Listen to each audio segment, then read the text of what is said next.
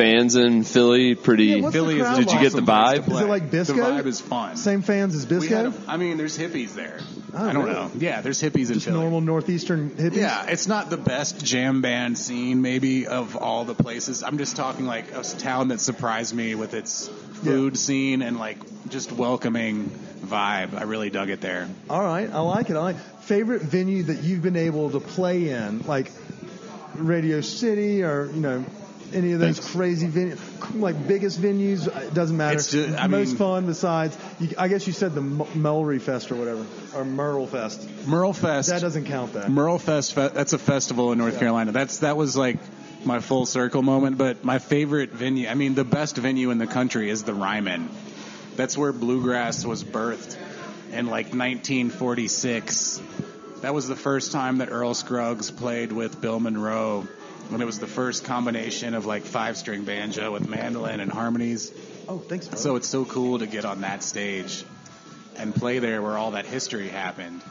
It's unreal. Yeah. Yeah, and we just played did there. That. Yeah, didn't we did our Nashville of session 15-year anniversary. That's right. That was a few years ago. And then we just did another show there with Sam Bush and Ronnie McCurry. Ooh. It doesn't get any cooler than that. They don't allow alcohol, which in the is Ryman? a little tough.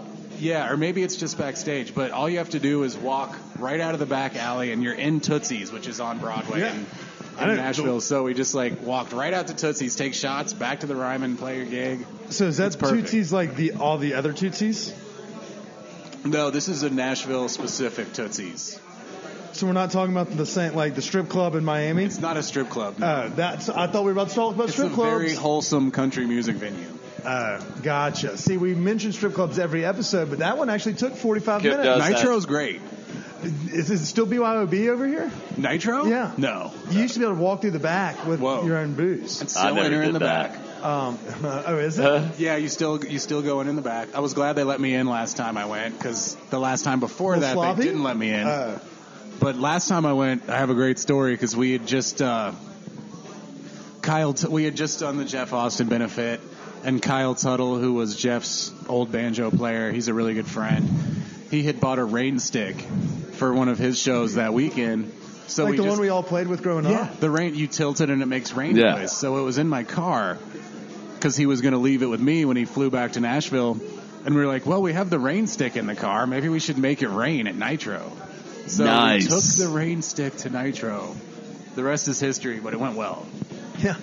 We don't ever ask anyone to tell the stories, but that's a great story. A rain stick. It was okay. It was approved by my wife, actually, so she was fine with it.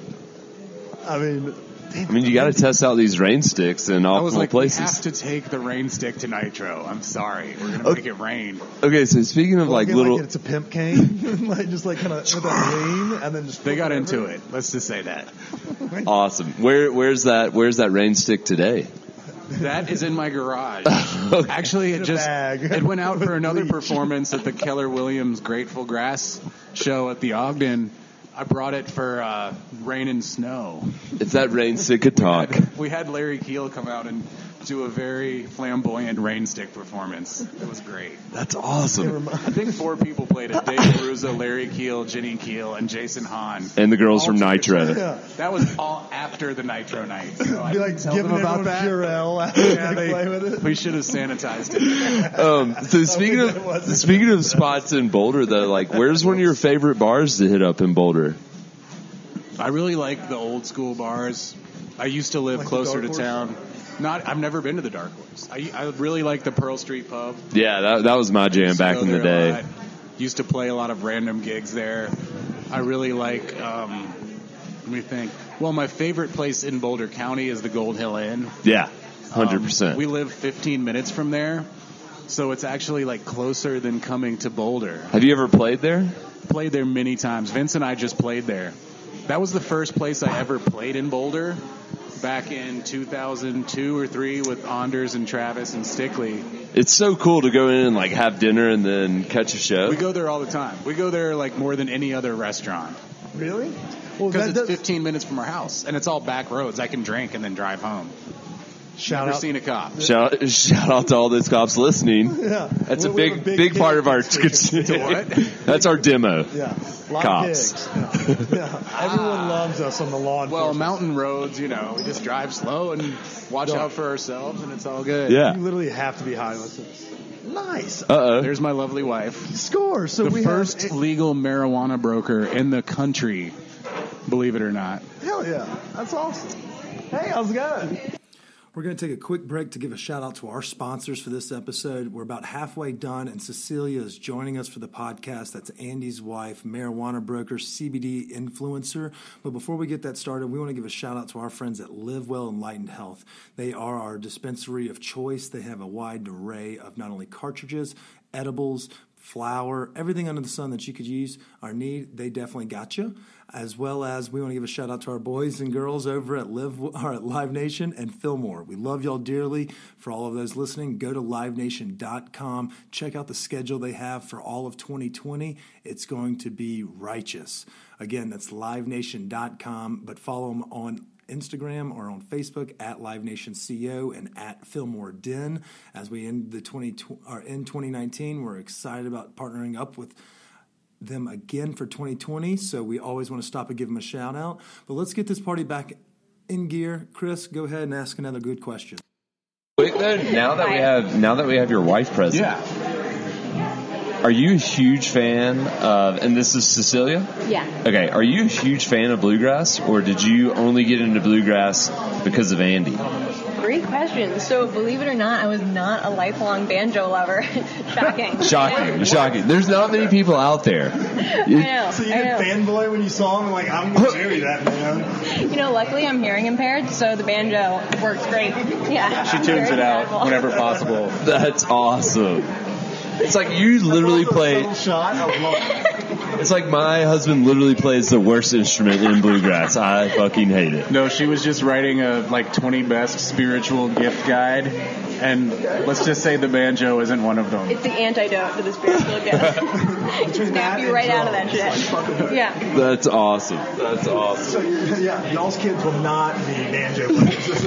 And he's like, no, we're going to start with something a little more. I hate listening to banjo. Anything else? It's kind of like when I have to do the editing when our intern doesn't do it. I'm like, shit, I don't want to hear my own voice. It's awkward. I can't imagine. Yeah. Can I get a glass of the white wine, house white? Thank you. Okay, so quickly, let's get a quick rundown. Did you two meet out here? We met out here in Aspen at the Belly Up. Nice. Magical. It was quite magical. 8 years ago, so 2011. Yeah. We shout out to our friends Garland, Alan. They were all the bartenders over there. Garland Burton, Alan Oster, Blake Skelton. They were my bartenders. I mean, that's one of our favorite venues. It will always be one of our favorite venues now. So we love to go back to Aspen and go to the Belly Up. Okay, so did y'all meet as attendees, or were you playing? Or I was playing. Oh. I picked her and her friends up to come party with us at the Hotel Jerome. He had a great pitch line.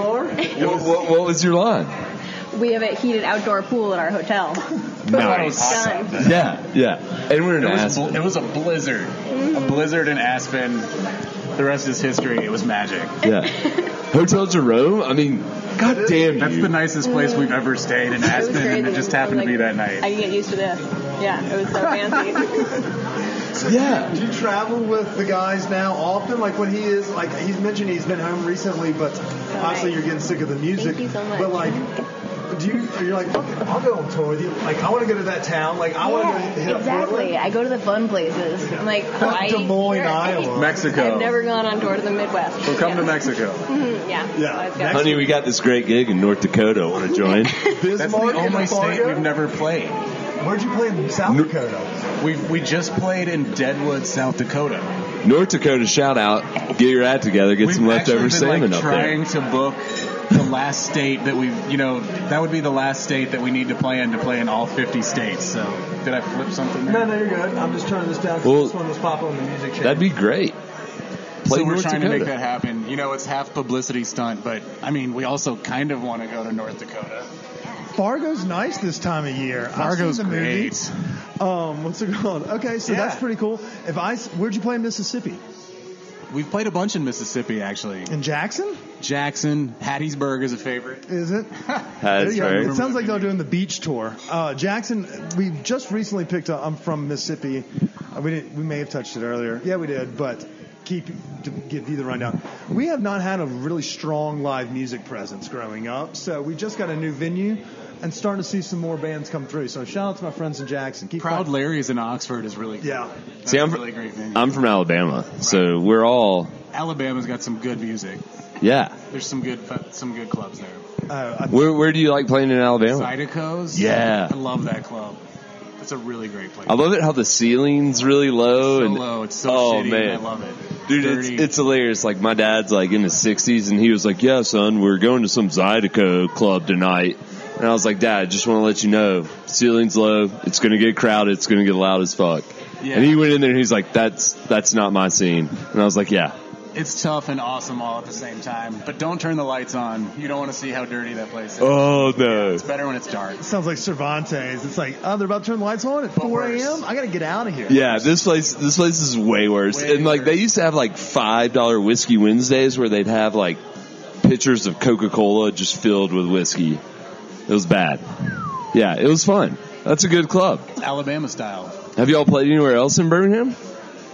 Yeah, I can't remember the other clubs. There's another great Workplay? Yeah, Workplay Theater is really nice. Nice. So can you remember, like, you hear Tiger Woods talks about how he can remember, like, a shot on a round. Can you remember just, like, if someone's like, do you remember February 4th, 2013? You're like, fuck yeah, Telluride was our Steamboat was cool.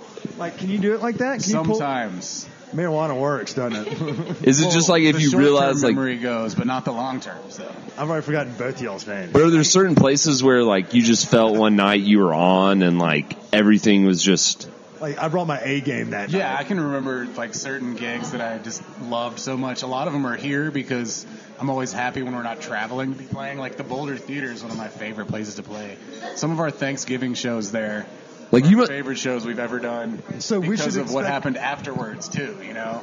Yeah, like at Belly Up, like when. Well, that was the best. Well, not that one in particular, but partying in Aspen and things of that nature. Right. And we're going to expect that same infectious attitude and behavior in 2 weeks for those that are listening. A week and a half. So. Yeah, like our local Mission. shows are our favorite, and we're going to be back at the Mission Ballroom for New Year's Eve. We haven't done a local New Year's Eve since I've been in the band, 10 years. Dude, make sure... Never played a local New Year's Eve. Whatever you do at the Mission, make sure y'all bring that disco ball into play, because that shit is wild when there's lights on it. Have you been to the Mission yet? No. She's barely left the house in the last 2 months. Well, I mean, y'all been snowed in for the last... Snowball riffs will get you early in the morning. We definitely covered snowball riffs. That pretty much talked about snowbong rips. All I brought is is a chillum, and I'm like, God damn it, we should have brought the bong.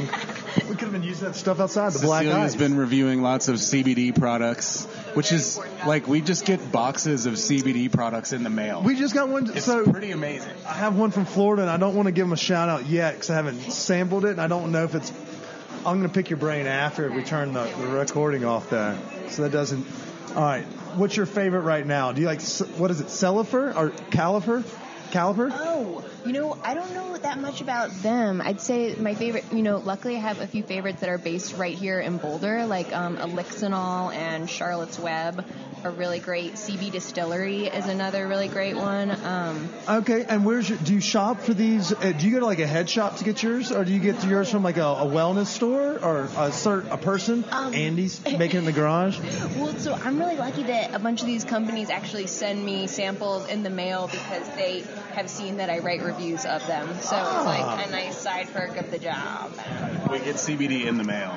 It's pretty fun. And then I get to sample it for not doing anything. It's really great. It's awesome. Yeah, you gotta have So y'all grow your own THC, and then you get, which is the most ironic thing ever, you get your CBD shipped to you from outside, sometimes outside Colorado. Yeah. We tried to grow a CBD plant, and it came out really small. So I think it's a little tougher. It was 5 inches small, tall. It's average. We haven't. Hey, 5 inches ain't bad.